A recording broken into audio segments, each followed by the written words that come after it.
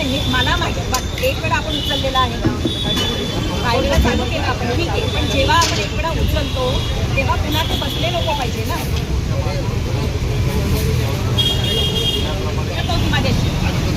मी पुढे वाद मला वाद घालायचा प्रश्न नाही. तुम्ही कोणाशी बोलताय हे तुम्हाला समजायला पाहिजे. तुम्ही मला कुशाल म्हणतात की तुम्ही काय बोलताय शरफने.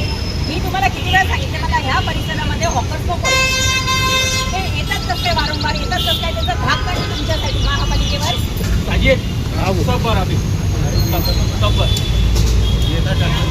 भरून उपयोग नाहीये. मला आपण दोनदा कारवाई केली ना ऑलरेडी, आता कारवाई करतो येतात कसं काय ते घाबरतो सुद्धा तिथे थोड्या वेळ. मी उभी असताना सुद्धा तो बनवतोय माल. त्याला उचलाय बडामध्ये चला आवरे सोड दे. ते तिकडचे पण चेस ग्राउंड जवळचे गणेश कॉलनी तसंच आहे. गणेश कॉलनीत आपण त्यांना जागा दिली बसायची, पुन्हा ते तिथेच बसतात.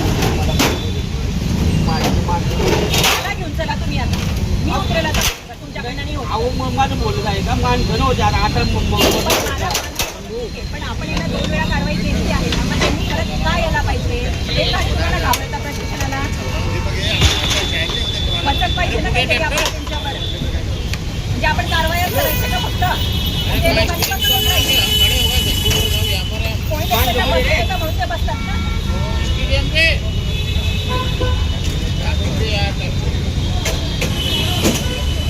मला इथे पुन्हा साहेब कोणी बसलं ना तुम्ही सगळे सस्पेंड व्हाल.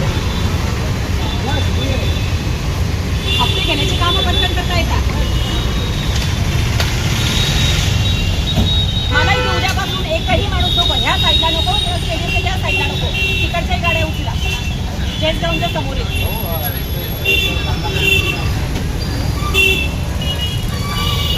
मेन रस्ता थोडा मेन रस्ता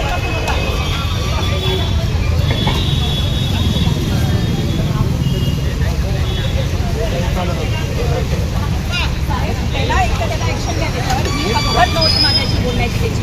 आणि ह्या तुम्ही नेहमी वारंवार सांगता आपल्याकडे मनुष्यबळ कमी आहे. रात्री आमच्याकडे मनुष्यबळ नसतं, म्हणजे रात्री येऊन बसतात. आता वाजले किती आहे, आता मनुष्यबळ नाही आपल्याकडे. हो केली वाट, पण यांना एक वेळा इथून उचललेलं असल्यावर ते पुन्हा त्यांची हिंमत कसं होते बसायची. हप्ते घेतात का तुमचे सगळे लोक इथे. मग तो बिलकुल माहिती का मी आल्यावर सुद्धा तो त्याचा स्वयंपाक बनवतोय सुद्धा घाबरत सुद्धा इतकं सुद्धा वचक केली त्यांच्या महापालिकेच्या कर्मचाऱ्यांवर आणि महापौरांवर. खुशाल तो बनवून राहिलाय. मी आली तरी सुद्धा तो बंद करत नाही. ते दादा बोलले त्यांना